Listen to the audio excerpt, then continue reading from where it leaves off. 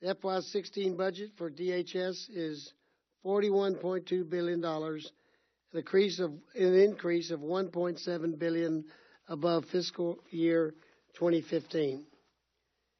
Mr. Secretary, there's a lot to like in this request. And I have some concerns too, but for the first time since I've been chairman, I'm pleased with many of the recommendations in your request. The request prioritizes DHS's frontline operations and personnel, doesn't include unauthorized fees as an offset, and complies with the law by funding 34,040 detention beds. With a focus on preventing terrorism, securing the border, administering immigration laws, safeguarding cyberspace, and strengthening national preparedness, I believe the request is a very constructive first step in the appropriations process. Some highlights include $9.1 billion for CBP's mission to protect America's borders while still allowing the free flow of trade and travel that is vital to our economy. $3.3 billion to deter illegal entry into the United States with full funding for the 34,040 detention beds, 129 fugitive operation teams, and the increased use of alternatives to detention. $4.4 billion for TSA to fund screening personnel, screening equipment, and other resources in support of more efficient and more traveler-friendly screening methods.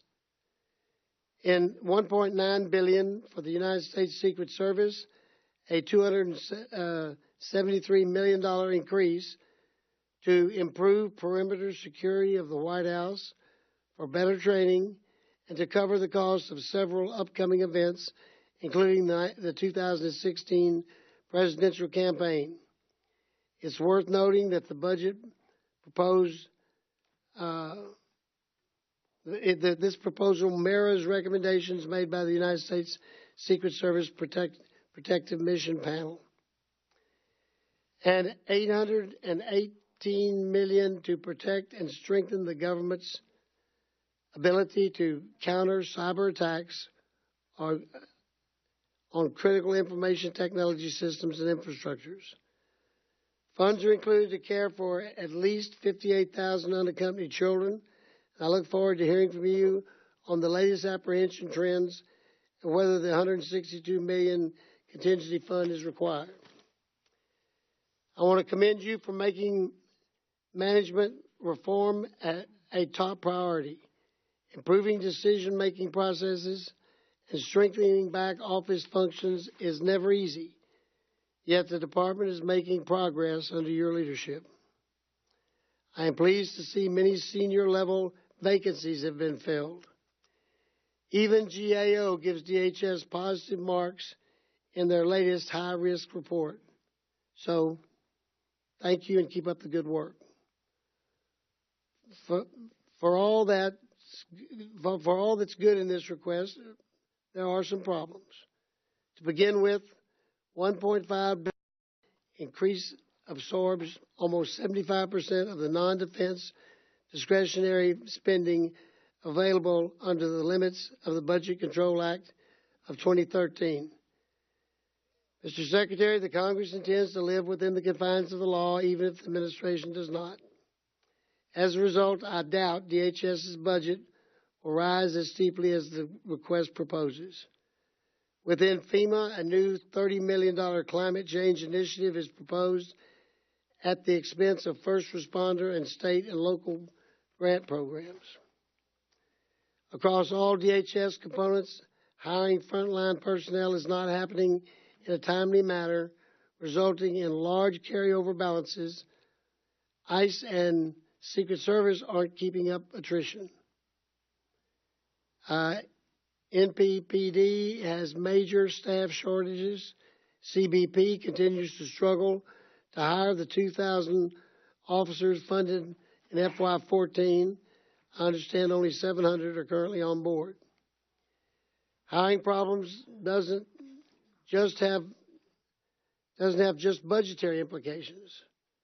At DHS, an inadequate force structure could lead to national security and public safety concerns. Mr. Secretary, this is a problem that we need to fix, and I think you're the man to do it. However, it would be remiss if I did not mention two major frustrations. Last week in the press, I read that ICE released 30,000 criminal aliens into the United States and communities in 2014. Once again, the releases were made without notice to Congress, and we don't know whether the releases endanger public safety. What really annoys me, however, many of the criminal aliens were released from detention because their countries of origin would not repatriate them, and that's a real problem. I realize the law requires this result, but it's wrong, and we need to figure out how to fix it. Also, back in 2013, this committee was surprised by the release of approximately 36,000 criminal aliens. We had a pretty good discussion about that at the time. In 2014, DHS appropriations bill, we had language requiring the department to notify this subcommittee prior to the implementation of further releases. We had the same language in the 2015 DHS appropriation bill, yet your department gave us no notice until after the fact. This committee is concerned about the department's failure to inform us of as required. And quite honestly, as I've told you already, I'm getting real tired of learning about these releases in the press rather than from the department as required. And so for that reason, I'm very concerned about that. Lastly, Mr. Secretary, you know that I'm completely opposed to the executive actions issued by memo under your signature last December. Those memos jeopardized the FY15 conference agreement and transformed it from a law enforcement and public safety measure into a battleground for a fight between the executive and legislative branches of government.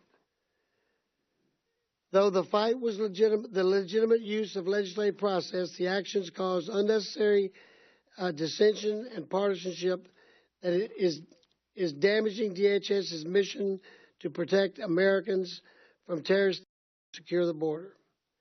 I have directed the subcommittee staff to report to me on any departmental actions that appear to violate the injunction issued by the Federal District Court in Brownsville, Texas. I'm putting this department and you on notice, and as an attorney, you know, and I know, that you will respect the authority of the court and that you will demand the same from your staff. With that, I'd like to recognize Ms. Roble-Allard, our distinguished ranking member, for any remarks she may make.